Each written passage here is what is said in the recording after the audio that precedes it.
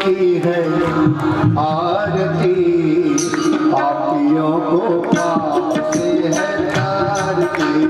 भागवत भगवान की है आरती, पापियों को पाप से है तारती। भागवत भगवान की है आरती, पापियों को पाप से है तारती। भागवत भगवान की है आरती, पापियों को पाप से है तारती। यह संत गीत पावन पुनीत, पापों को मिटाने वाला, हरि भरत कराने वाला है। गीत पावन पुनीत, पापों को मिटाने वाला, हरि भरत कराने वाला है। दुख करनी है दुख हरनी है, सुख करनी है दुख हरनी है, दुख करनी है दुख हरनी है, सुख करनी है दुख हरनी है। प्रभु महिमा की आरती, पापियों को पाप से तारती। भागवत भगवान की है आरती, पापियों को पाप से तारती। यह अमर ग्रंथ, यह मुक्ति पंथ, यह पंचम वेद निराला, सब जोत जगाने वाला है। मुक्ति पंथ ये ग्रंथ, यह पंचम वेद निराला, सब जोत जगाने वाला है। हरि नाम यही, हरि नाम यही, हरि नाम यही, हरि नाम यही, हरि नाम यही, हरि नाम यही, हरि नाम यही, हरि नाम यही। जगमंगल की आरती, पापियों को पाप से है तारती। भागवत भगवान की है आरती, पापियों को पाप से है तारती। यह मधुर नाम जगपंथ को सद्भाग्य दिखाने वाला, बिगड़ी को बनाने वाला। यह मधुर बोल जगपंथ बोल, सद्भाग्य बताने वाला, हो बिगड़ी को बनाने वाला। श्री राम यही, श्री राम यही, श्री राम यही, घनश्याम यही। यह मधुसूदन की आरती, पापियों को पाप से है तारती। भागवत भगवान की है आरती, पापियों को पाप से है तारती। यह गीत भक्ति धारा की शक्ति है, इसे गाने वाला, प्रभु भक्ति बढ़ाने वाला। कृष्ण भक्त राधा की शक्ति है, प्रेम बढ़ाने वाला, हरि भक्ति बढ़ाने वाला। यह कृष्ण भक्ति राधा की शक्ति है, इसे गाने वाला, प्रभु भक्ति बढ़ाने वाला। कृष्ण भक्त राधा की शक्ति है, प्रेम बढ़ाने वाला, हरि भक्ति बढ़ाने वाला। हनुमान जी प्रहलाद जी, हनुमान जी प्रहलाद जी, हनुमान जी प्रहलाद जी, हनुमान जी प्रहलाद जी। भगवान की आरती, पापियों को पाप से तारती। भागवत भगवान की है आरती, पापियों को पाप से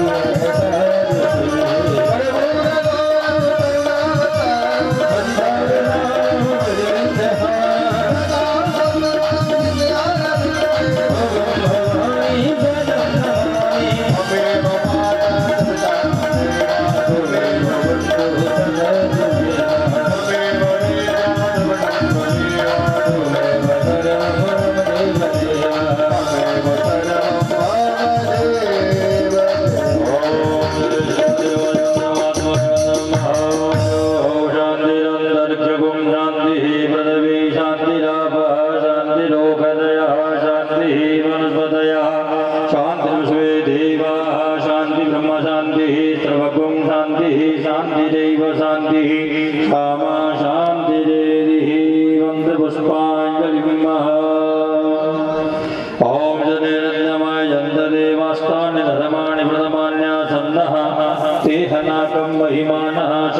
तत्र पूर्वेशाद्यः शान्तिदेवाः। हरि ओम एकदन्ताय विद्महे वक्रतुण्डाय धीमहि तन्नो दन्ति प्रचोदयात्। हरि ओम नारायणाय विद्महे वासुदेवाय धीमहि तन्नो विष्णुः प्रचोदयात्। हरि ओम महालक्ष्मी च विद्महे विष्णुपत्नी च धीमहि तन्नो लक्ष्मी प्रचोदयात्। हरि ओम तत्पुरुषाय विद्महे महादेवाय धीमहि तन्नो रुद्रः प्रचोदयात्। हरि ओम कात्यायनी च विद्महे सर्वशक्ति च धीमहि तन्नो देवी प्रचोदयात्। हरि ओम अंजनीसुताय विद्महे पवनपुत्राय धीमहि तन्नो हनुमत् प्रचोदयात्। हरि ओम हंसाय विद्महे परमहंसाय धीमहि तन्नो गुरुवे प्रचोदयात्। हरि ओम भगवत् स्वरूपाय विद्महे ज्ञानगर्भाय धीमहि तन्नो भागवत् प्रचोदयात्।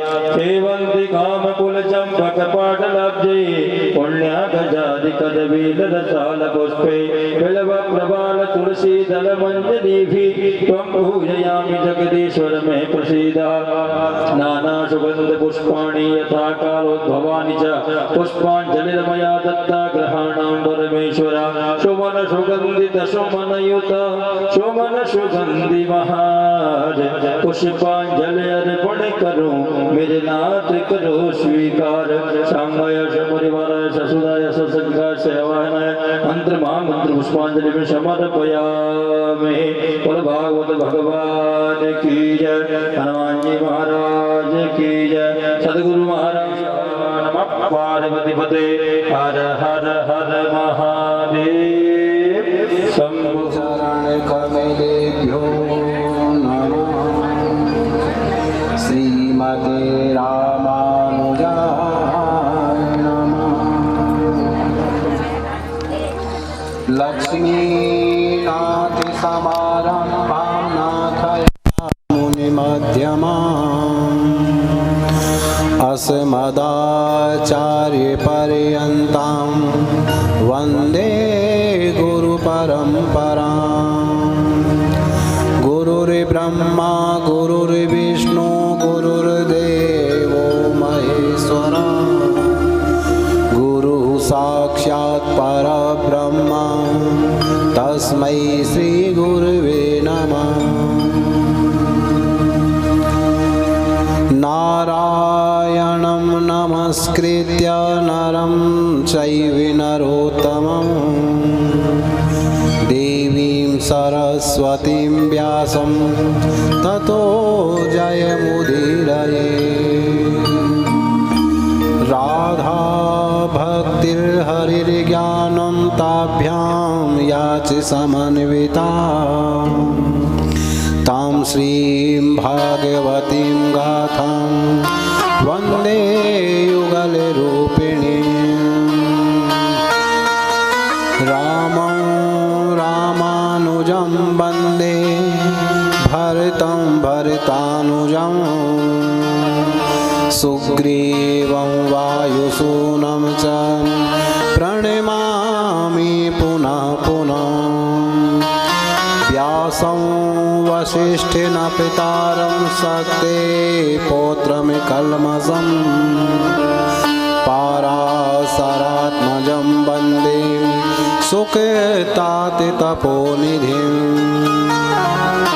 मूकं करोति वाचालं पङ्गुं लङ्घयते गिरिं। यत्कृपातमहं वन्दे परमानन्दमाधवम्। ध्येयं सदा परिभवाग्निमभीष्टदोहम्। तीर्थास्पदं शिवविरञ्चिनुतं शरणं। भृत्यार्तिहं प्रणतिपालभवाब्धिपोतं। वन्दे महापुरुषते चरणारविन्दम्।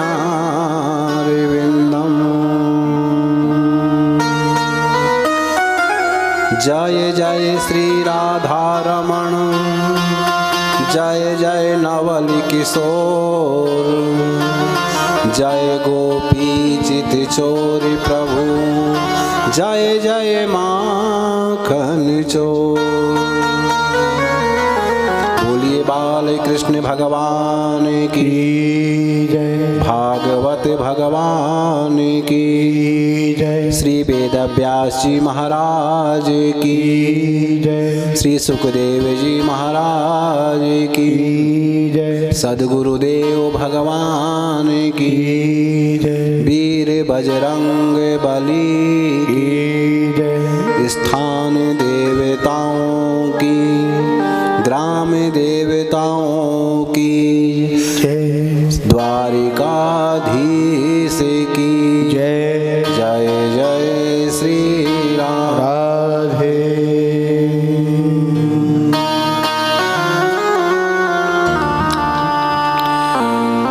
प्यारे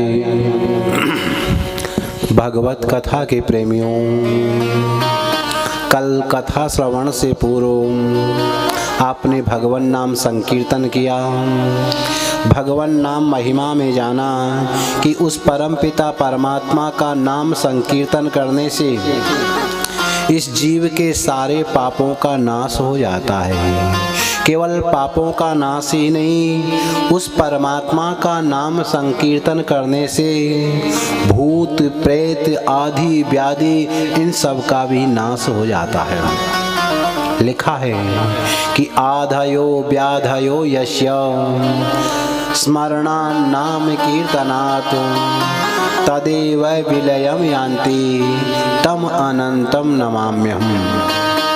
जिस अनंत का नाम संकीर्तन करने से, जिस अनंत का भजन कीर्तन करने से मनुष्य संपूर्ण आदि और व्याधियों से मुक्त हो जाता है।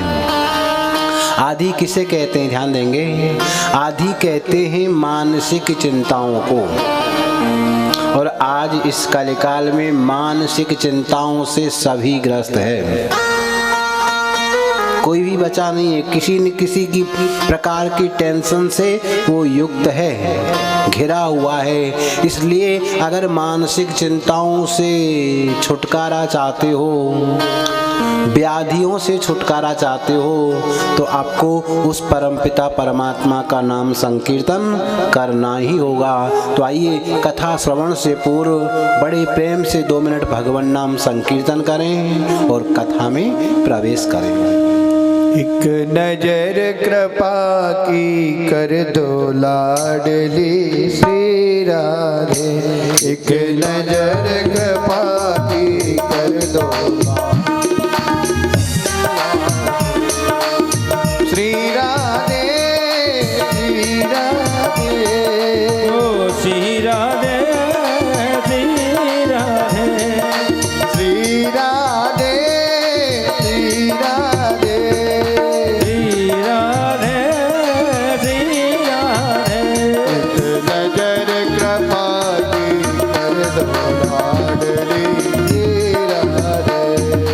नजर कृपा की कर दो लाडली श्री राधे। एक नजर कृपा की कर दो लाडली श्री राधे। नजर कृपा की कर दो लाडली श्री राधे।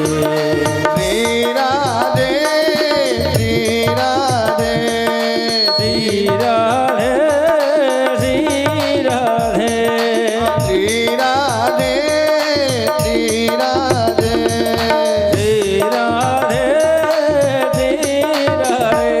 भक्तों की झोली भर दो लाडली श्री राधे। नूर कृपा की कर दो लाडली श्री राधे। दासी की झोली भर दो लाडली श्री राधे। दासी की झोली भर दो लाडली श्री राधे।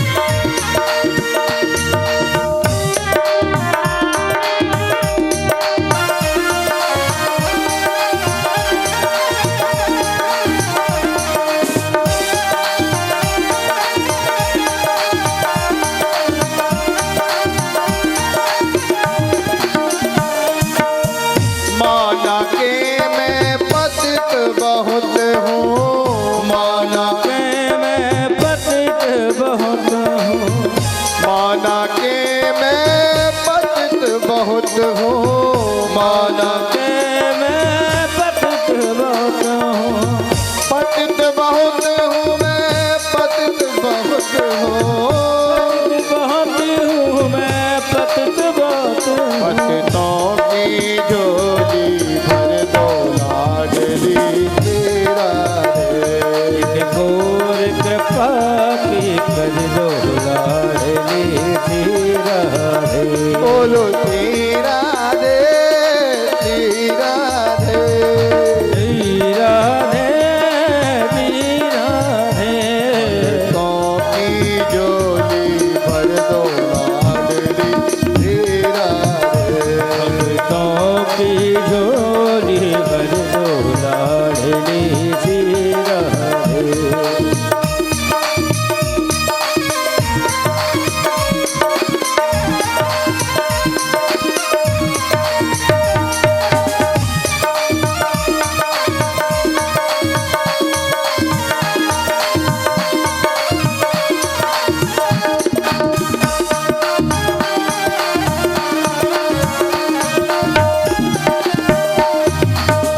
जो तुम मेरे अवगुण देखो, जो तुम मेरे अवगुण देखो, जो तुम मेरे अवगुण देखो। जो तुम मेरे अवगुण देखो। मत रखना कोई हिसाब लाडली श्री राधे। और कृपा की कर दो लाडली श्री राधे। बोलो श्री राधे, श्री राधे। श्री राधे, श्री राधे। बोलो श्री राधे, श्री राधे। श्री राधे, श्री राधे। भक्तों की झोली भर दो लाडली श्री राधे। भक्तों की झोली भर दो लाडली श्री राधे। नजर कृपा की कर दो लाडली श्री राधे।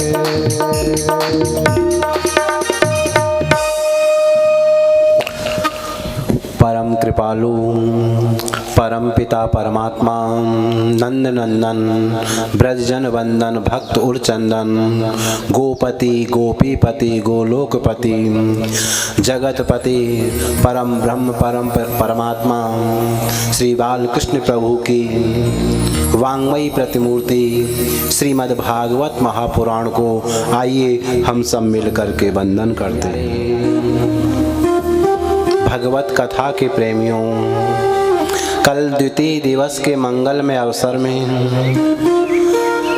द्वितीय दिवस के मंगलमय प्रसंगों में हम सभी भागवत के अंतर्गत बड़ी ही सुंदर लीलाओं का श्रवण कर रहे थे। प्रारंभ में सुखदेव जी की जन्म की कथा, तदुपरांत राजा परीक्षित के जन्म की कथा। राजा परीक्षित से गलती हो गई, एक ऋषि का अपमान कर दिया, परिणाम उनको श्राप मिल गया। 7वें दिन तक्षक के द्वारा उनके जीवन का अंत हुआ। शिक्षा मिलती है कि कभी भूलकर भी साधु संतों का अपमान मत करना। आपका उनके प्रति भाव है तो आप उनको प्रणाम करो, और भाव नहीं है तो भले ही दूरी बना लो, लेकिन भूल कर भी किसी साधु संत का अपमान मत करना। यही गलती राजा परीक्षित से हो गई। उनको परिणाम मिला, लेकिन भगवान के बड़े ही कृपालु भक्त थे, इसलिए परिणाम क्या निकला, बोले उनकी ऊर्ध्वगति हुई, यानी कि उनके ऊपर भगवान की कृपा हुई। अंतिम समय गंगा के किनारे राजा परीक्षित जो है ना, सभी संतों से घिरे हुए हैं, कोई निर्णय नहीं कर पाया कि 7 दिन में मुक्ति कैसे मिले। जब कोई संत ये निर्णय नहीं कर पाया तो राजा परीक्षित ने उस परमपिता परमात्मा को पुकारा, द्वारिकाधीश को पुकारा, क्योंकि जिन्होंने मेरी मृत्यु को संवारा है ना, जिन्होंने मेरे जन्म को संवारा है, मेरी माता के गर्भ में जाकर मेरी रक्षा की है, वो आज अंतिम समय भी मेरी रक्षा करेंगे। बड़े प्रेम से परमात्मा को पुकारा। अंतिम चरित्र में बोले विदुर जी के ऊपर कृपा की, विदुर और विदुरानी ने गोविंद को पुकारा। प्रेमियों, वो परमपिता परमात्मा प्रेम की पुकार अवश्य सुनते हैं। प्रभु तो मिलने के लिए सदा खड़े तैयार, लेकिन हम करते नहीं सच्ची प्रेम पुकार। अगर हम प्रेम की पुकार करेंगे तो जरूर हमारी पुकार को सुनेगा। प्रसंग आया है, आएगा। द्रौपदी ने पुकारने में देरी की, गोविंद ने आने में देरी नहीं की। गजराज ने पुकारने में देरी की, द्वारकाधीश ने आने में देरी नहीं की। ऐसा ही एक प्रसंग प्रारंभ में याद आया। एक बड़ा ही धार्मिक परिवार था। उस परिवार के सभी सदस्य बड़े धार्मिक प्रवृत्ति के थे।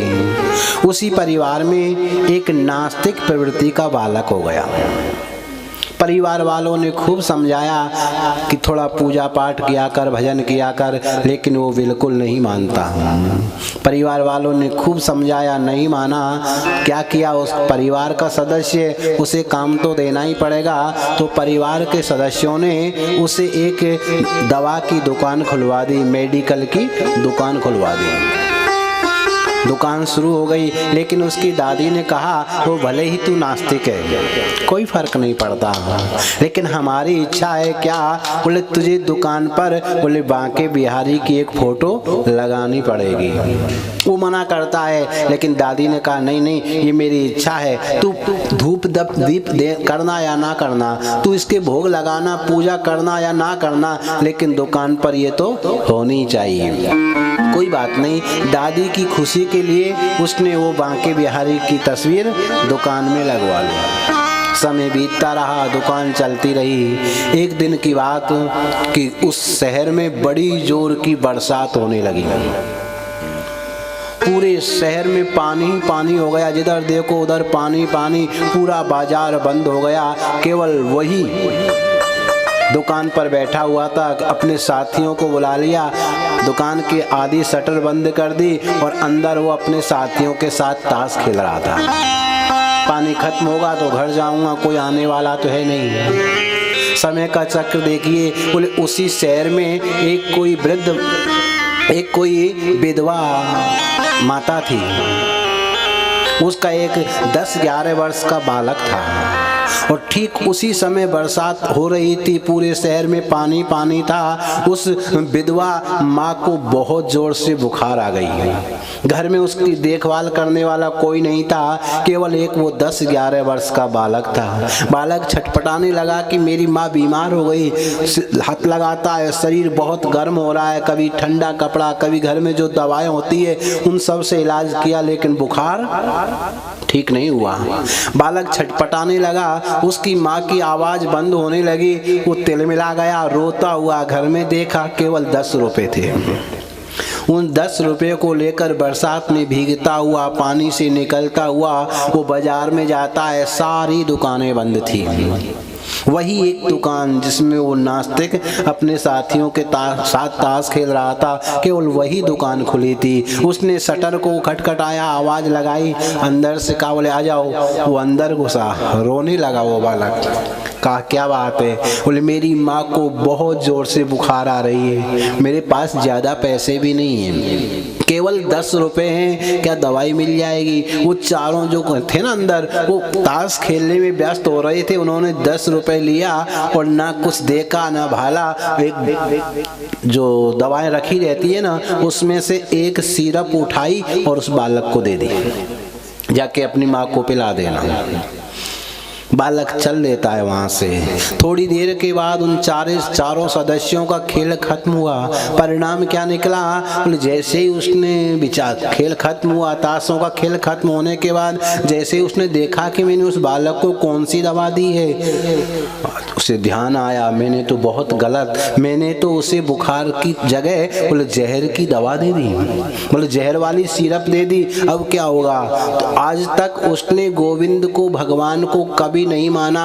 आज दादी जी ने जो फोटो रखी थी ना, उस फोटो के सामने बैठ गया। बोले बांके बिहारी मुझसे बहुत बड़ा अपराध हो गया, मैं नास्तिक हूँ, मैं मानता हूँ, लेकिन आज मुझे क्षमा करो। आज ऐसी कोई आश्चर्यचकित ऐसा कोई चमत्कार दिखाओ कि वो बालक घर लेकर उस दवा को लेकर घर नहीं पहुँचना चाहिए। बड़ी जोर से पश्चाताप के आंसू बहाने लगा।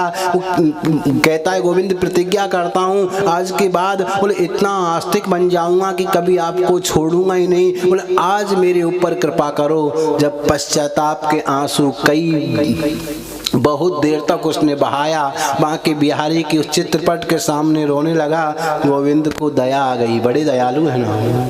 एक घटना उधर घटी, वो बालक दवा लेकर के जा रहा था ना, तो बरसात तो हो ही रही थी, कीचड़ रास्ते में हो ही रहा था। वो बालक जा रहा था, घर पहुंचने से पहले ही उसका पैर फिसल गया, गिर गया। उसके हाथ में जो दवा की सिरप थी ना, वो गिर जाती है, एक पत्थर पे गिरती है और टूट जाती है। बालक घर उस दवा को लेकर नहीं पहुंच पाया, दोबारा वापस आता है और रोते रोते आकर उसी दुकान से उसी सदस्य से कहता है बोले भैया मुझे क्षमा करें, अब मेरे पास पैसे भी नहीं हैं, आपने जो दवा दी थी ना वो तो मैं रास्ते में जा रहा था, फिसल गया, गिर गई, वो फूट गई, मेरी माँ को मैं नहीं दे पाया, क्या आप दोबारा बिना पैसे के दवा दे सकते हो? उस व्यक्ति ने उस बालक को गोदी में ले लिया। कोई बात नहीं, बांके बिहारी से प्रार्थना की वास्तव में तू दयालु है, तेरे समान दयालु इस संसार में कोई दूसरा है ही नहीं। उस बालक को साथ लेकर सारी दवाओं को लेकर गया और उसकी माँ को पास जाकर उसका पूरा इलाज किया, वो स्वस्थ हुई। कहने का मतलब जब हम परमात्मा से प्रेम की पुकार करते हैं ना, वो परमात्मा जरूर आते हैं। बोलिए भक्त वत्सल भगवान की। कथा में प्रवेश करें, ध्यान देना। वास्तव में आज मौसम अपना काम कर रहा है, लेकिन हमको भी अपना ही काम करना है। एक प्रसंग फिर याद आया, बोल दूं, घबराना नहीं है हमें, कोई बात नहीं, भीगेंगे ही तो। एक संत गंगा जी में स्नान कर रहा था। गंगा में स्नान करके और उसने भगवान सूर्य को स्नान करने के बाद अर्घ देते हैं ना, जल में खड़े होकर के, तो भगवान सूर्य को अर्घ दे रहा था। तभी क्या हुआ, उसके जैसे अंजलि में जल लिया, उसके हाथ में बिच्छू आ गया। जैसे बिच्छू आया वो गिरने लगा। संत ने सोचा अगर गंगा जी में चला गया तो ये मर जाएगा, मुझे इसे बचाना चाहिए। तो संत ने क्या किया, बोले अंदर से उस बिच्छू को जल के सहित भरता है, बगल में आता है, तब तक जल निकल जाता है और बिच्छू संत के हाथ में डंक मार देता है। हाथ हिल जाता है, फिर गिर जाता है, फिर उठाता है। 3, 4, 5 बार ऐसा हुआ। एक व्यक्ति ने कहा महाराज ये दुष्ट है, आपको बार बार काट रहा है, बोले इसको मरने दो, इसको बह जाने दो। संत ने कहा नहीं नहीं नहीं, ऐसा नहीं हो सकता। कैसे? बोले ये बिच्छू कितना वजन होगा, ज्यादा से ज्यादा इसमें 10 ग्राम वजन होगा। ये 10 ग्राम का बिच्छू अपने स्वभाव को नहीं छोड़ रहा है, इसका स्वभाव है कि इसको जो छुएगा उसको ये डंक मारेगा। जब ये 10 ग्राम का बिच्छू अपने स्वभाव को नहीं छोड़ रहा है, तो मैं 80 kg का संत अपने स्वभाव को कैसे छोड़ दूं? जो परेशान है उसके तो दुख को मैं अवश्य दूर करूंगा। तो बरसात है, उसको अपना काम करने दें और हम जिस लिए आए ना, हम अपना काम करें। बोलिए भागवत भगवान की जय हो। कल अंतिम प्रसंग में आप विदुर चैत्र श्रवण कर रहे थे। इसके बाद विदुर जी महाराज भगवान का दर्शन करने के बाद तीर्थ यात्रा में चले जाते हैं। तीर्थ यात्रा में उद्धव जी से भगवान का मिलन होता है। विदुर जी भी भक्त है और उद्धव जी भी भक्त है। और जब जब दो भक्त मिलते हैं ना तो भक्ति की ही चर्चा होती है। जो जैसा संग होगा वैसी ही चर्चा। दो व्यापारी मिलेंगे तो व्यापार की, और दो फिर ब्रांड की। ऐसा ही है ना, मतलब जैसे संग होगा, मतलब जैसी संगति होगी ना वैसी चर्चा शुरू हो जाती है। उद्धव जी कहते विदुर, भगवान अंतिम समय जाते समय तुमको याद कर रहे थे। मुझसे कहा था कि मेरा विदुर मिले तो उनको मैत्रेय मुनि के पास में भेज देना। अब विदुर जी उद्धव के कहने से मैत्रेय मुनि के पास में चले जाते हैं, उनको प्रणाम करते हैं और भगवान की लीला श्रवण करने का बोले उनसे जिज्ञासा रखते हैं। मैत्रेय जी विदुर जी को बड़ी ही सुंदर बोले इस सृष्टि की उत्पत्ति की कथा श्रवण कराते हैं। इसके बाद ब्रह्मा जी के द्वारा प्रजापतियों की संरचना की। ब्रह्मा जी ने गोद से नारद को प्रकट किया। जब सृष्टि नहीं बढ़ने लगी तो ब्रह्मा जी की दाहिनी तरफ से स्वयंभू मनु प्रकट हुए और बाईं तरफ से बोले शत्रुपा प्रकट हुई। वहां से ये सृष्टि बढ़ने लगी। इसके बाद मरीचि आदि ऋषियों को उत्पन्न किया। मैत्रेय जी कहते विदुर, जैसे ही सृष्टि बढ़ने लगी तो उस सृष्टि में दो बड़े भयंकर राक्षस उत्पन्न प्रकट हुए, हिरण्यकश्यप और हिरण्याक्ष। दोनों ही बड़े बलशाली थे, दोनों ही अपने बल का दुरुपयोग करते थे। जब पृथ्वी का प्रलय हो गया, पृथ्वी जब समुद्र में डूब गई तो ये वाराह जो है ना, ये हिरण्याक्ष लोगों को परेशान करना आरंभ कर देता है। तो जब देवताओं ने प्रार्थना की तो मेरे भगवान श्रीमन नारायण ने वाराह का अवतार धारण कर लिया और हिरण्याक्ष के जीवन का अंत कर दिया। बोलिए भक्तवत्सल भगवान की जय हो। भागवत भगवान की जय हो। बाले कृष्ण लाल की जय हो। मैत्रेय मुनि ने विदुर जी को स्वयं मनु के वंश का वर्णन करना आरंभ किया। स्वयं भुवस्य च मनु वंशः परम सम्मता कथ्यतां भगवन यत्र मिथुने निधि प्रजा। मैत्रेय जी कहते हैं विदुर, स्वयंभू मनु के 3 कन्याएं थी और 2 बेटा थे। कन्या 3 कौन सी? आकुति, देवहूति और प्रसूति। 2 बेटा कौन? बोले प्रियव्रत और उत्तानपाद। मैत्रेय जी कहते विदुर, ब्रह्मा जी ने जब कर्दम जी से कहा, ऋषियों को जब प्रकट किया तो ब्रह्मा जी ने कर्दम जी से कहा, बोले बेटा तुम सृष्टि की रचना करो, तुम इस सृष्टि को बढ़ाओ, ऐसा भगवान का मेरे लिए आदेश है। मैंने तुमको उत्पन्न किया इसलिए सृष्टि को बढ़ाओ। कर्दम जी ने कहा, बोले ठीक है आपका आदेश है, मैं अवश्य पालन करूँगा, लेकिन ऐसे ही नहीं, बोले मुझे कुछ समय के लिए तपस्या करनी पड़ेगी। इसलिए कर्दम जी तपस्या करने के लिए जंगल में चले जाते हैं। 2-4 हजार वर्ष तक नहीं, 10,000 वर्ष तक तपस्या की। पिता ने आदेश दिया कि सृष्टि की रचना करो और बेटा जंगल में जा कर के तपस्या आरंभ कर देता है। 10,000 वर्ष तक तपस्या की। किस संकल्प को लेकर? बोले मुझे सुंदर सुशील मन के अनुसार चलने वाली पत्नी मिल जाए। 10,000 वर्ष तक जब तपस्या की तो भगवान मन ही मन मुस्कुराने लगे, विचार करने लगे, सोचने लगे, बोले कोई तो तपस्या करता है मेरी भक्ति के लिए, कोई तपस्या करता है मुक्ति के लिए, और इस बूढ़े बाबा को देखो 10,000 वर्ष हो गए और ये तपस्या कर रहा है, बोले शादी के लिए। भगवान तो बड़े दयालु है और तुरंत उनके सामने प्रकट हो गए और कहने लगे, विदित्वा तव चैत्यैवे पुरैव समयोजितम्। बोले देखो कर्दम, मैं जानता हूँ कि तुमने विवाह के लिए तपस्या की है, इसलिए मैंने तुम्हारे विवाह की बात पक्की कर दी है। अब जैसे ही कर्दम जी ने भगवान को देखा और भगवान भगवान के दर्शन ही वैसे बड़े कठिन है। भगवान के दर्शन हो गए और भगवान कह रहे, बोले मैंने तुम्हारी सगाई पक्की कर दी है, तुम्हारी शादी की व्यवस्था कर दी है। अब तो करदम जी को बड़ी शर्म लगी। भगवान के दर्शन के बाद कोई शादी की इच्छा रखेगा?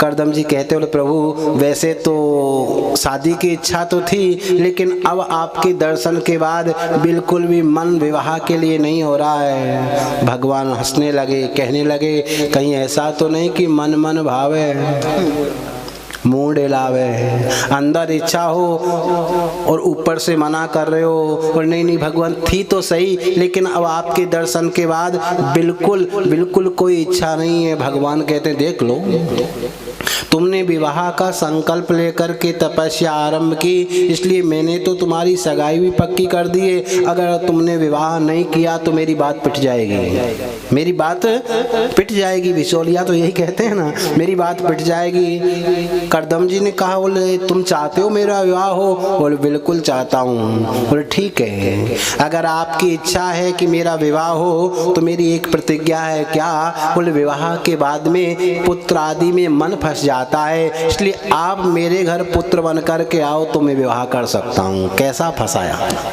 भगवान को भी भक्त ने उस घेर लिया, भगवान ने स्वीकार कर लिया।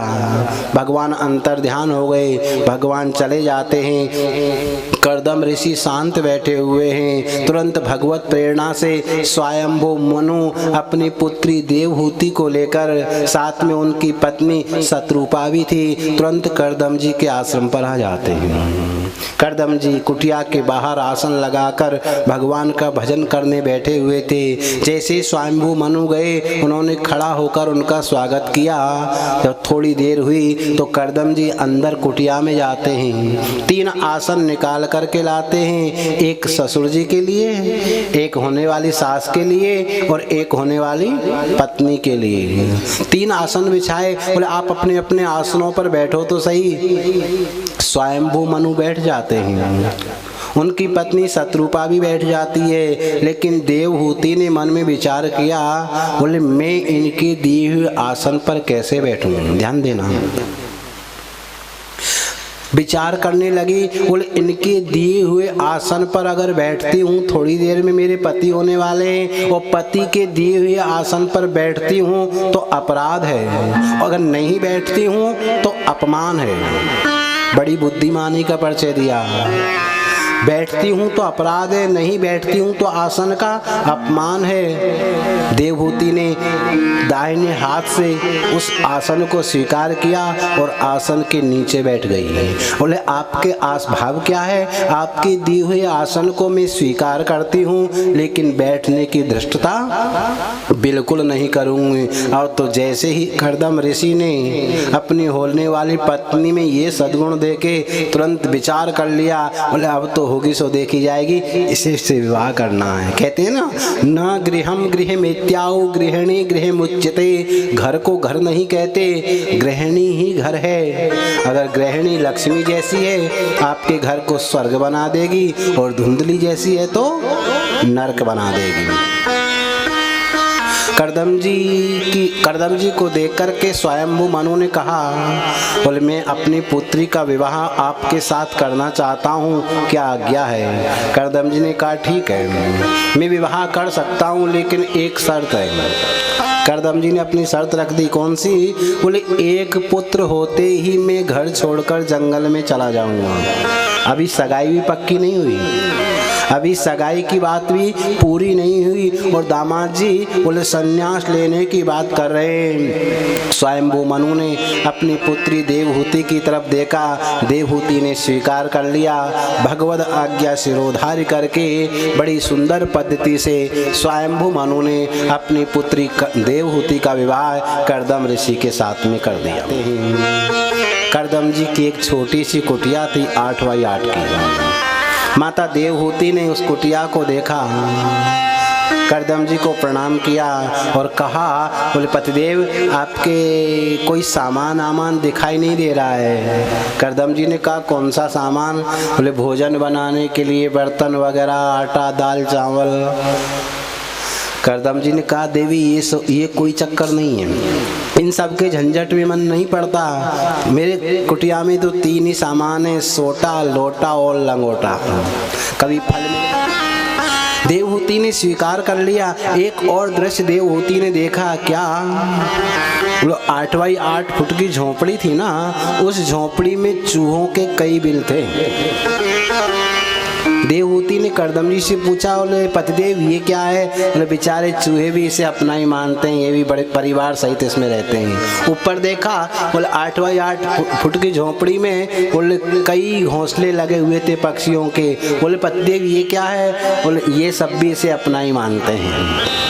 बड़े प्रेम से देवहूति को बड़ा अच्छा लगा। बोले ऐसे ही पति को मैं वर्ण करना चाहती थी, भगवान ने ऐसा ही मिला दिया। करदम जी ने कहा देवी एक काम करो, मैं थोड़ा संध्या वंदन कर लेता हूँ, सायंकाल संध्या का समय आ गया और तुम इस कुटिया को थोड़ा देख लो, थोड़ी सफाई कर लो। देवहूति उस कुटिया की सफाई करना आरंभ कर देती है और करदम जी ने संध्या वंदन आरंभ कर दी। वैसे संध्या वंदन में ज़्यादा समय नहीं लगता, 15 मिनट में एक गायत्री की माला और प्राणायाम वगैरह हो जाते हैं, लेकिन यहाँ थोड़ा गड़बड़ हो गया। करदम जी ने जैसे ही प्राणायाम किया, प्राणायाम में श्वास को चढ़ाते हैं ना, 3 मंत्र बोल करके पूरा हो जाता है, लेकिन करदम जी का प्राणायाम थोड़ा श्वास लंबा खिंच गया। और करदम जैसे ऋषि का श्वास जब लंबा खिंचता है ना, जब लंबा खिंचता है ना तो 2-5 साल से पहले तो वापिस ही नहीं आता। यही हुआ। विवाह होकर के पत्नी कुटिया में बैठी हुई है, करदम जी का श्वास लंबा खिंच गया। 1 महीना बीत गया, 2 महीना बीत गए, 6 महीना बीत गए, 1 वर्ष बीत गया, 5 वर्ष बीत गए, 10 वर्ष बीत गए, 40 वर्ष के बाद जाकर के करदम जी का श्वास वापस आया। विवाह हुआ ही था। 40 वर्ष के बाद जैसे ही करदम जी के श्वास वापस आए, प्राणायाम पूर्ण हुआ, क्या देखते हैं, जो विवाह हुआ था ना राजकुमारी से, क्या देखते हैं अब राजकुमारी नहीं कोई बुढ़िया बैठी हुई है। 40 साल बाद क्या होगा? और जैसे ही करदम जी की आंखें खुली, करदम जी ने उस बुढ़िया से पूछा, बोले देवी तुम कौन हो, यहाँ क्यों बैठी हो? देवहूति ने कहा मुझसे पूछ रहे हैं आप? बोले हाँ आपसे ही। बोले है गो कल्याण। फिर भी उसने कहा, बोले आप याद करो 40 वर्ष पहले स्वयंभू मनु आए थे, अपनी पुत्री देवहूति का विवाह तुम्हारे साथ करके गए थे, कुछ याद आया? बोले हाँ कुछ याद तो आया। वो तुम ही हो क्या? बोले जी वो भाग्यवान मैं ही हूँ। करदम जी की आंखों में आंसू आ गए। कहते देवी हम तो जानबूझ करके इन संसार की संपत्तियों को स्वीकार नहीं करते, हम इनकी परवाह नहीं करते, भगवान के भजन में मस्त रहते हैं। लेकिन आज तुम मेरी तपस्या का प्रभाव देखोगी। अपनी पत्नी की सेवा को, इस त्याग को दे करके करदम जी बड़े खुश होते हैं और तुरंत अपनी तपस्या के प्रभाव से एक सरोवर का निर्माण करते हैं। अपनी पत्नी देवहूति से कहते इसमें स्नान करो। जैसे देवहूति ने स्नान किया, बोले बुढ़िया बन गई थी ना, एकदम अप्सराओं के समान सुंदर हो गई। करदम जी ने भी स्नान किया, वो कामदेव के समान सुंदर हो जाते हैं और उसमें एक विमान प्रकट हो जाता है। उसका नाम है कामद विमान। जहाँ की कामना हो वहीं चला जाए, जैसा भोजन चाहो वैसा ही भोजन, जैसा मौसम चाहो वैसा ही मौसम। उसमें बैठ कर के करदम जी ने देवहूति के साथ विवाह वो घूमना आरंभ कर दिया, विहार आरंभ कर दिया। वो शादी के समय प्रतिज्ञा की थी क्या? बोले एक पुत्र होते ही घर छोड़कर जंगल में चले जाएंगे, लेकिन पुत्र तो हुआ नहीं, पुत्री हो गई 9 बेटियां हो गई। घूमते घूमते पता ही नहीं चला। करदम जी ने अपनी 9 पुत्रियों का विवाह 9 ऋषियों के साथ में कर दिया। वैराग्य आया, घर छोड़ कर के जाने लगे। उनकी पत्नी ने कहा, बोले याद करो आपने विवाह के समय प्रतिज्ञा की थी एक पुत्र होते ही जंगल में चला जाऊंगा, लेकिन अभी पुत्र नहीं हुआ। उनको याद आ गई और भगवान ने पुत्र बनकर आने के लिए कहा था। वो रुक जाते हैं। अब विमान में नहीं, अब कुटिया में रहते हैं और 10वीं संतान के रूप में करदम जी के घर साक्षात परम ब्रह्म परमात्मा कपिल के रूप में अवतरित होते हैं। बोलिए कपिल भगवान की।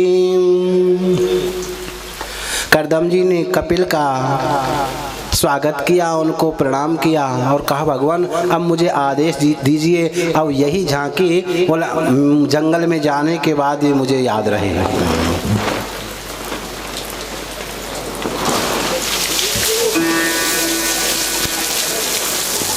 बोलिए भागवत भगवान की।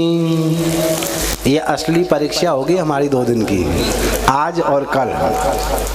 ऐसा आना तो कल चाहिए था, आना तो कल चाहिए था, लेकिन कन्हैया की बात कुछ ज़्यादा ही जल्दी कर रहे हैं, आज से ही शुरू हो गए। बोलिए बाल कृष्ण लाल की। करदम जी चले जाते हैं। माता देवहूति ने मन में विचार किया, बोले मेरे घर जो बालक है ना, ये कोई साधारण नहीं है, साक्षात परमात्मा है, और बहती गंगा में जो हाथ नहीं धोते वो समझदार नहीं होते। इसलिए माता देवहूति ने अपने प्रातः काल की पूजा को संक्षिप्त किया। सुंदर उपदेश है, समझने में थोड़ा ऐसा टाइट होगा, लेकिन अगर कोशिश करेंगे तो बड़ा ही सुंदर सांख्य शास्त्र का उपदेश भगवान कपिल ने अपनी माता देवहूति को दिया। माता देवहूति ने प्रश्न किया, बोले बेटा, कभी बेटा कहती है कभी भगवान कहती है। माता देवहूति ने प्रश्न किया, बोले बेटा मैंने जीवन में बड़े उतार और चढ़ाव देखे हैं, बड़ा सुख और बड़ा दुख देखा है। सुख ऐसा देखा कि जो इंद्र को भी प्राप्त नहीं है, कामत विमान में हम चलते थे, और दुख ऐसा कि 40 वर्षों तक खाने का कोई ठिकाना ही नहीं। लेकिन सच कहूँ मैं अपने मन को बस में नहीं कर पाई। इन इंद्रियों ने जो जो मांगा, इन इंद्रियों को मैंने वही दिया। जीव ने कहा और हल्दीराम की ये चीज चाहिए वो दी, और क्या क्या मांगा सब दिया, लेकिन हम जीवा को यानी कि इन इंद्रियों को बस में नहीं कर पाई।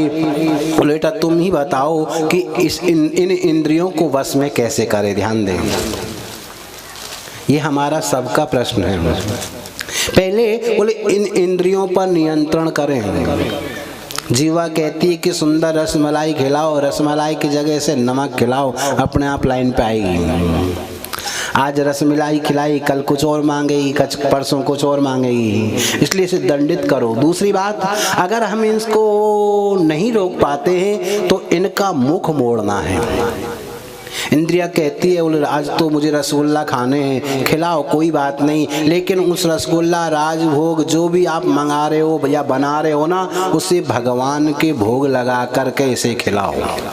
भगवान के भोग लगाने के बाद वो व्यंजन नहीं है, तो बोले भगवान के भोग के बाद वो प्रसादी के रूप में हमें मिलेगी, और उस प्रसाद को स्वीकार करने से बोले अपराध नहीं होगा, हमारा मन जो है ना भक्ति में लगेगा। इस प्रकार और क्या करना चाहिए, बोले ज्यादा से ज्यादा इसे सत्संग सुनाना चाहिए, क्योंकि जितना ज़्यादा हम सत्संग श्रवण करेंगे, सत्संग श्रवण करते करते भगवान की लीलाओं को सुनते सुनते बोले भगवान के प्रति हमारा प्रेम होगा, और जब प्रेम हो जाएगा तो भगवान की भक्ति हमारे हृदय में जागृत होगी, और निश्चित रूप से हमें भगवान की कृपा होगी।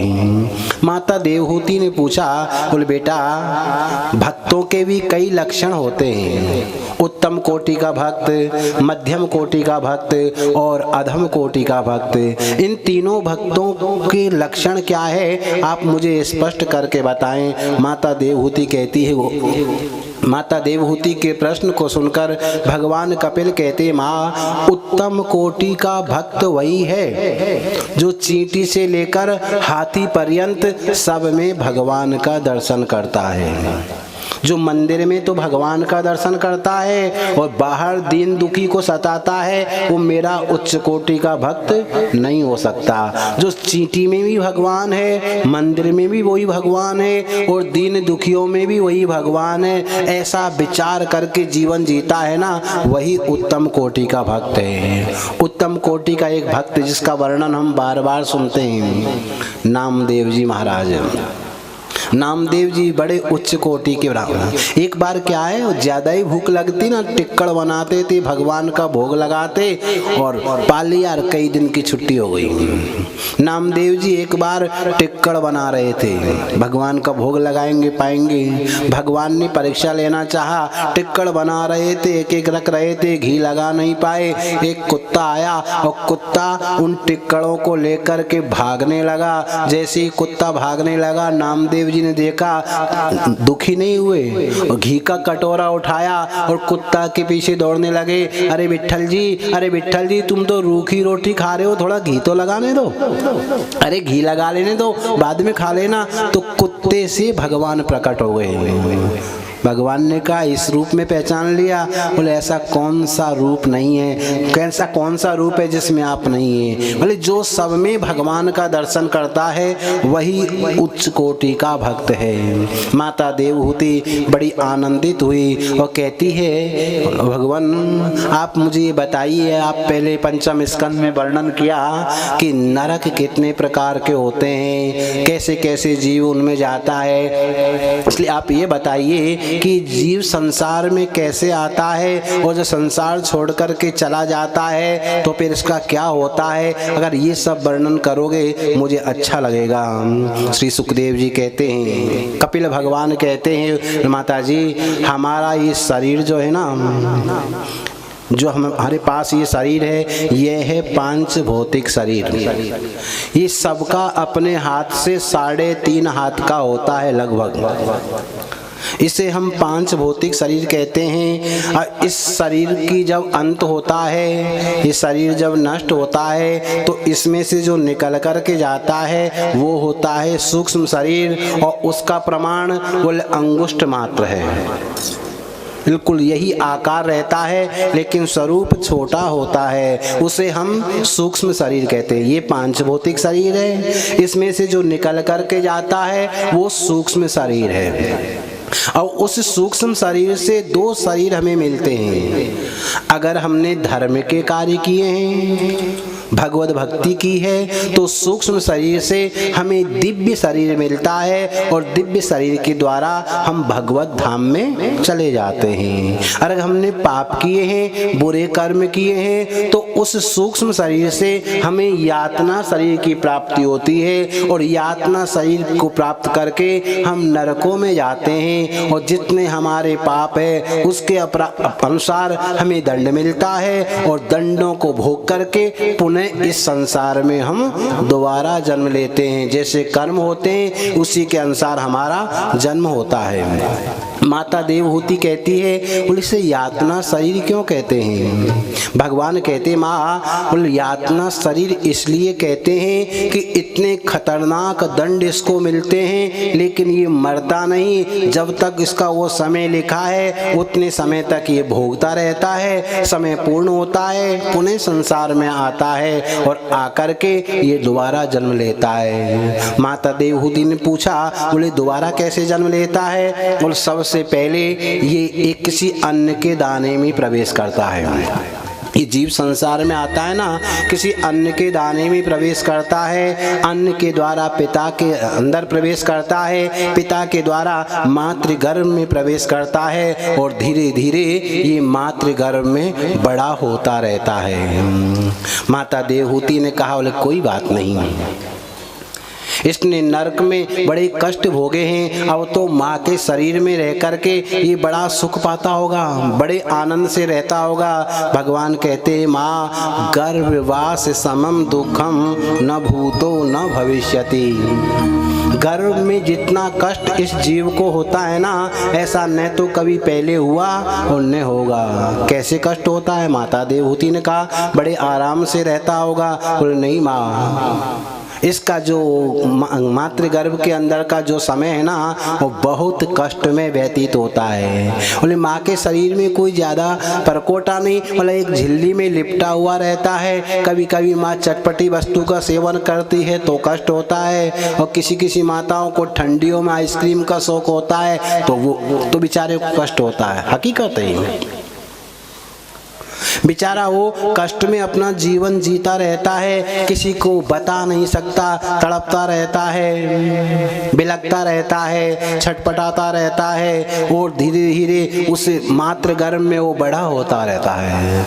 जैसे ही ये 7वां महीना पूर्ण करता है, भगवान कपिल कहते हैं माँ इसे पूर्व जन्मों की याद आती है। जब बालक मातृ गर्भ में 7 महीने का हो जाता है तो 8, 9, 2 महीने इसे पूर्व जन्मों की याद आती है। मैंने ये पाप किया, मैंने ये गलती की, इसलिए दोबारा मुझे संसार में आना पड़ा। और ये भगवान से प्रार्थना करता है। 8वें 9वें 2 महीने भगवान से प्रार्थना करता है। क्या कहता है? बोले मुझे इस नरक से बाहर निकालो, इस गर्भ रूपी नरक से बाहर निकालो। भगवान कहते हैं क्या करोगे? बोले आपका भजन करूँगा। बोले पहले भी कहा था, बोले अब गलती नहीं करूँगा, इतना भजन करूँगा, इतना भजन करूँगा, भजन करते करते ढेर लगा दूँगा, लेकिन दोबारा गर्भ में आना पड़े ऐसा कर्म नहीं करूँगा। हम सब करके आए हैं, सब ये प्रार्थना करके आए, सब ये भगवान से वादा करके आए, लेकिन बाहर आते ही हम सब कुछ भूल जाते हैं। 2 महीने तक इसने भगवान की स्तुति की, भगवान को दया आई और भगवान 9वां महीना पूर्ण होते ही प्रसव वायु का वेग से ये जीव बाहर आ जाता है। और जैसे ही बाहर आया इसकी रक्षा करने वाले कई हो गए। अब लेकिन यहाँ भी गड़बड़ है। ये जीव बाहर आ गया, बाहर आकर पलंग पर लेटा हुआ है, ये रो रहा है, लेकिन इसके दुख और दर्द को कोई समझ नहीं पा रहा है। कभी छोटे मोटे कीड़े खटमल इसे खाते हैं, छटपटाता है, लेकिन परिवार का कोई सदस्य समझ नहीं पाता। कभी कभी गलती माताओं से भी हो जाती है।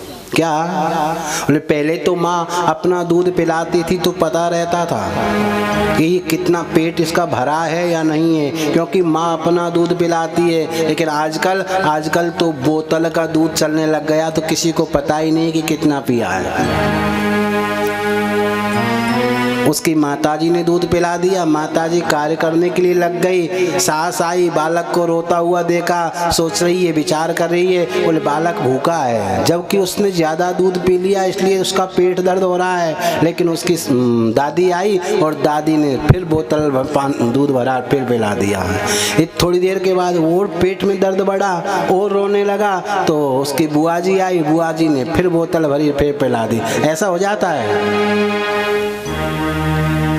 गलत नहीं है, ऐसा ही हो जाए। वो कभी कभी भूख से रोता है तो कोई नहीं, शायद अपच हो गया है, पिलाओ मत इसको, रो रहा है, पेट दर्द हो रहा होगा। मतलब ऐसी गलती सबसे होती रहती है। भगवान कपिल कहते हैं माँ इसकी जो शैशव अवस्था है ना, बाल्यकाल बड़े ही कष्ट में व्यतीत होता है और अब थोड़ा और बड़ा हो गया है। पहले तो 5 वर्ष का होता था तब स्कूल जाता था, अब तो 2-2.5 वर्ष का हुआ, बस्ता टांगा और चल दिया।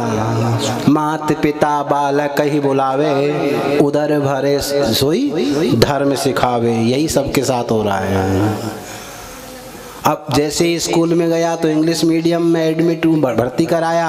अब शुरू से ही क्या, पहले जब हम हिंदी मीडियम में जाते थे ना तो टीचर लोग, अध्यापक लोग, गुरु लोग हमको कथा सुनाते थे।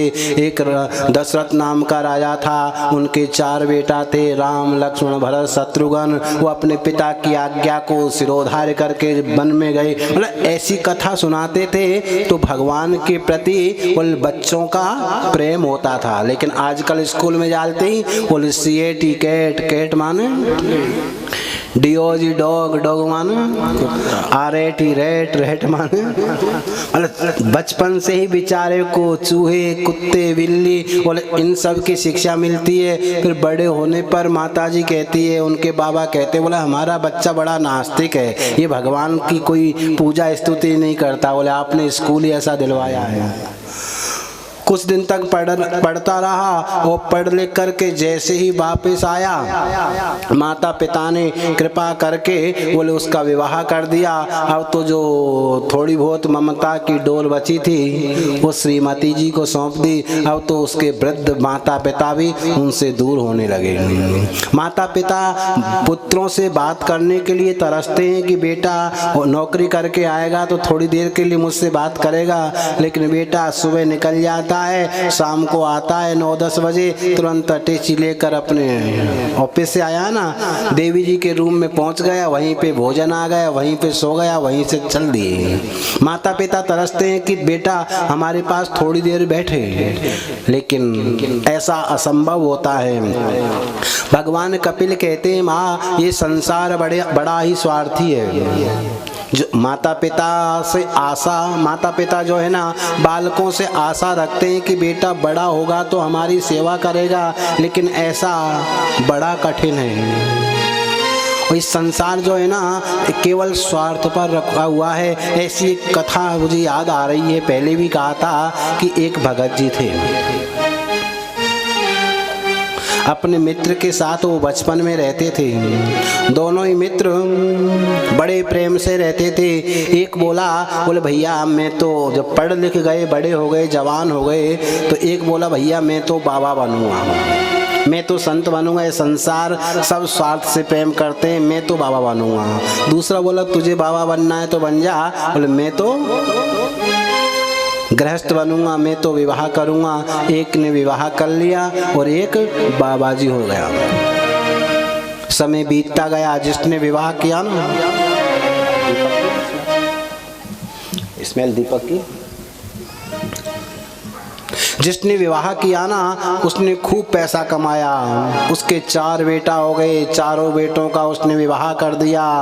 और जैसे ही वृद्धावस्था आने लगी, 55-60 वर्ष का हुआ, मन में विचार किया बोले जीवन का क्या भरोसा, इसलिए सारी संपत्ति चारों बेटों को बुलाया, चारों बहुओं को बुलाया और सबको बराबर बराबर बांट दिया। ध्यान देंगे, समय से पहले ही उसने चारों बेटों को बराबर बराबर बांट दिया, अपने पास कुछ भी नहीं रखा। चारों बेटों से कह दिया बोले भाई बेटा जो भोजन जो रोटी देगा उसी के पास में खा लूंगा, आज से मेरे पास में कुछ भी नहीं है। जब तक धन नहीं बांटा था तो चारों बेटा बड़ी सुंदर सेवा करते थे, लेकिन जिस दिन से धन बांटा बोले उसी दिन से सेवा एकदम कम हो जाती है। अब तो स्थिति ये बनी कि जो पिताजी का अंदर का कमरा था ना, धीरे धीरे पिताजी का सामान बाहर बरामदे में आ गया। धन के बांटते ही बोले पिताजी का सामान बाहर बरामदे में आ गया। चारों बेटे आते हैं नौकरी आदि करके, सीधे अपने कमरों में चले जाते हैं, पिताजी से कोई बात ही नहीं करते हैं। और पीछे से देवियां बोले रात की रोटी, रात का दलिया जो बच जाए वो पिताजी के सामने इस प्रकार से डाल रहे हैं। अब तो जो हष्ट पुष्ट बलिष्ठ थे ना वो धीरे धीरे करके एकदम कमजोर हो गए। हाथ में माला भी लेना वो भी छूटना आरंभ हो गई। बड़े परेशान, क्या किया जाए, कोई रास्ता नहीं। बेटा से कहे बेटा बात तो करो, मेरी बात तो सुनो। बेटा कहता पिताजी आप पे काम तो कोई है नहीं, हम सुबह से जाते हैं शाम को दिन भर काम करते हैं, अब आपके पास बैठे हैं आराम करें। मतलब कोई बेटा भी बात नहीं कर रहा है। पिताजी बड़े परेशान।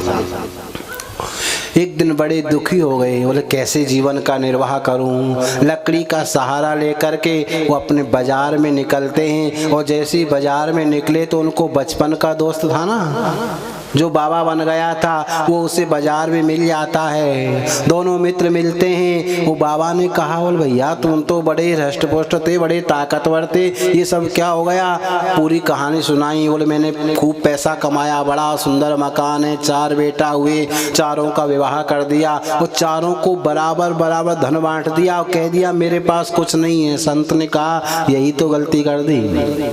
पहली बात, अभी से तुम्हें धन नहीं बांटना चाहिए था। अब वो सेवा करे तो करे किसकी, तुम्हारे पास तो कुछ है ही नहीं। लेकिन फिर भी कोई बात नहीं, मैं तुम्हारा मित्र हूँ, मैं तुम्हें एक युक्ति बताता हूँ। इस काम को करना, परसों से तुम्हारी सेवा शुरू हो जाएगी। बोले कौन सा काम? बोले कल 4 व्यक्तियों को लेकर मेरे पास में आना। दूसरे दिन वो व्यक्ति 4 आदमियों को लेकर के गया और क्या कहते, संत ने क्या किया? बोले एक इतनी बड़ी लोहे की संदूक दी, इतनी बड़ी लोहे की संदूक, उसमें अंदर पत्थर भर दिए, ताला लगा दिया, डबल ताला, कोई खोल नहीं पाए, और कहा एक चांदी का सिक्का दिया। बोले इसे लेकर के तुम अपने घर जा, किसी कमरे में एकदम अंदर से कुंडी लगा लेना, और कोई आए ना उनसे कह देना कि कोई बात ही नहीं करनी है। एक चांदी का सिक्का दिया, इस चांदी के सिक्के को रात भर संदूक पर बजाना, एक रात जगना पड़ेगा लेकिन सेवा शुरू हो जाएगी। तुरंत ऐसा ही किया। 4 व्यक्तियों के द्वारा वो उसे लेकर घर गया। जबरदस्ती एक कमरे में घुस गया। पोते मिले थे, बेटा तो नौकरी करने गए थे, पोता मिले। बोले बाबा क्या लायो? बोले अपने पापाओं से कह देना कि आज मेरा दोस्त के पास कुछ पुराना हिसाब किताब था, बोले वो सब करके लेके आया हूँ, इस बक्सा में धन भरा हुआ है। जबरदस्ती कमरे के अंदर घुस गया, दरवाजा खिड़कियां सब बंद कर ली, पर्दे वर्दे बिल्कुल लगा लिए, और बेटों के आने से पहले ही वो चांदी का सिक्का था ना, उसको उठा के टन टन टन पूरी रात संदूक पे बजाया। 10-11 बज गए, टन टन की आवाज बड़े बेटे ने सुनी। बोले 1 घंटा हो गया, क्या हो रहा है? गेट के कान लगाया, विचार करने लगा, इतने चांदी के सिक्के। विचार करने लगा कि अगर मैंने सेवा नहीं की ना, ये सारे छोटे के पास चले जाएंगे। थोड़ी देर के बाद दूसरा नंबर का आया, उसने भी ऐसा ही सोचा। तीसरे नंबर का आया, उसने भी ऐसे ही सोचा। चौथा नंबर का ने सोचा, बोले अगर मैंने नहीं की तो सब कुछ बड़े को दे देंगे।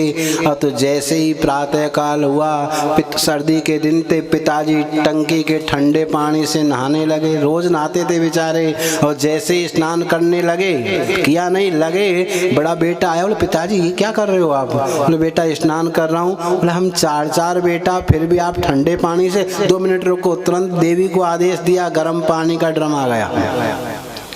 अब तो पिताजी गरम गरम पानी से स्नान कर रहे हैं। दूसरा बेटा आया, तेल की मालिश कर रहा है। तीसरा बेटा बोले तुरंत साबुन लगा रहा है। चौथा नंबर का स्नान करते ही धोती कुर्ता लेकर के आ जाता है।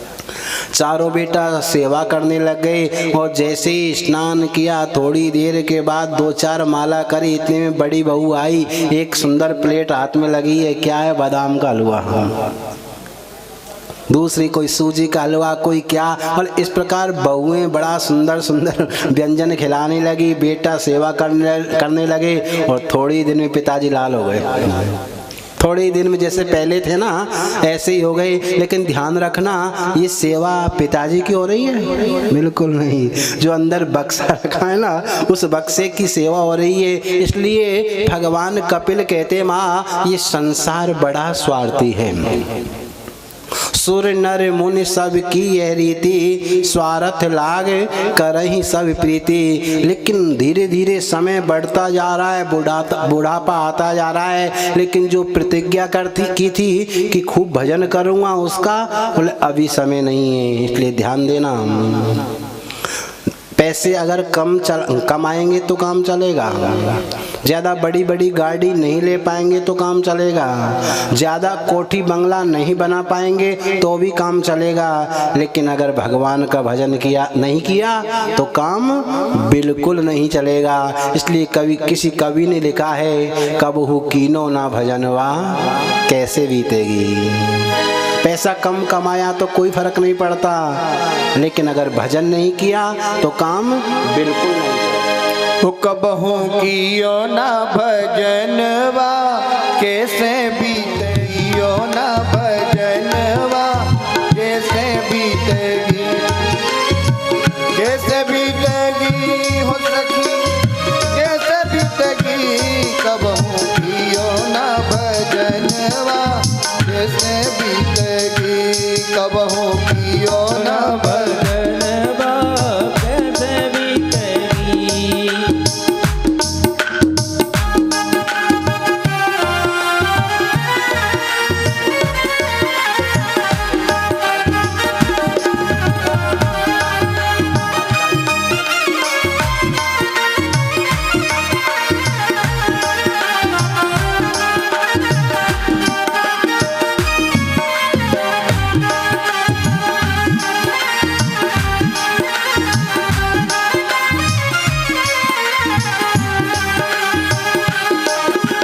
सह न सक्यो जब कष्ट गर्भ में कियो कौल करा। सह न सक्यो जब कष्ट गर्भ में कियो न कौल करा। प्रभु तुम्हारा भजन करूंगा करो नरक से पार। प्रभु तुम्हारा भजन करूंगा करो नरक से पार। बाजा ओ बाजा ओ बाजा भूलो रे बेईमानवा कैसे बीतेगी। बाजा भूलो रे बेईमानवा कैसे बीतेगी। ओ कैसे बीतेगी। ओ कैसे बीतेगी। कैसे बीतेगी। ओ भैया कैसे बीतेगी। कब होगी ओ ना भजनवा कैसे बीतेगी। कब होगी यो न भजनवा कैसे बीतेगी।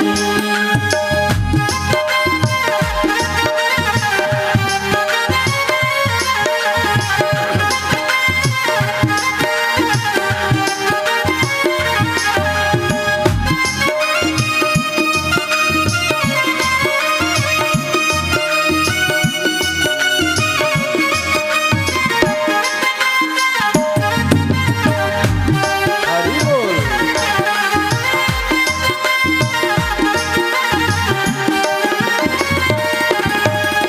बालापन हंस खेल गवायो आई मस्त जवानी। बालापन हंस खेल गवायो आई मस्त जवानी। ओ बालापन हंस खेल गवायो आई मस्त जवानी। बालापन हंस खेल गवायो आई मस्त जवानी। माता पिता ने करी सगाई दूल्हा बनो गुमानी। माता पिता ने करी सगाई दूल्हा बना कुमारी। बन गयो। ऐसे नहीं, दोनों हाथ उठाते हुए, आज मौसम बहुत बढ़िया है, दोनों हाथ ऊपर। ओ बंद गयो हाथन में कंगनवा कैसे बीतेगी। बंद गयो हाथन में कंगनवा कैसे बीतेगी। ओ कैसे बीतेगी। ओ भैया कैसे बीतेगी। कैसे बीतेगी भैया कैसे बीतेगी। ओ कबहू कियो ना भजनवा कैसे बीतेगी। कबहू कियो ना भजनवा कैसे बीतेगी।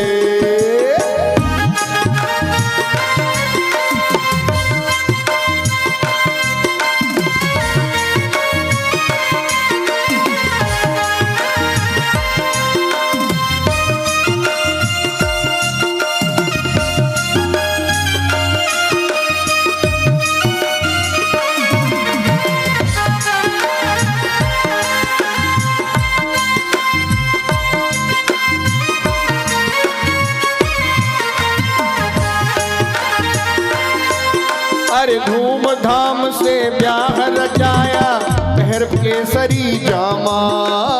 धूमधाम से प्यार रचाया पैर केसरी जामा।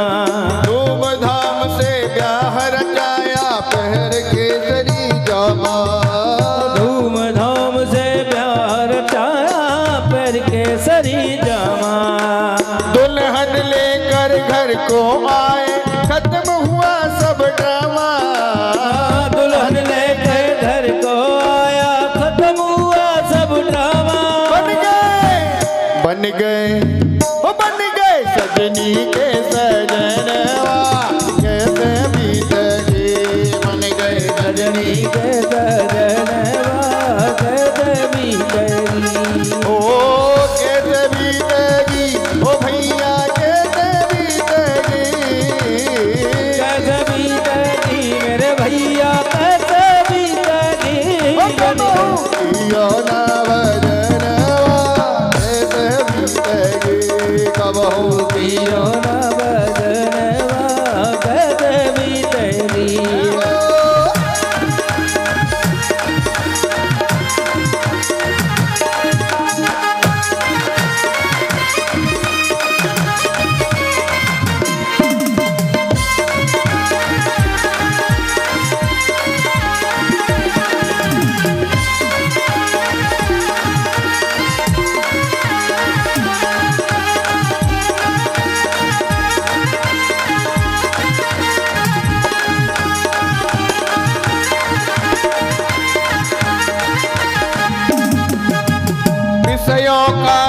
पी पी करके दिन दिन हुए दीवाने, विषयों का विष पी पी करके हुए दीवाने, विषयों का विष पी पी करके दिन दिन हुए दीवाने, विषयों का विष पी पी करके दिन दिन हुए दीवाने।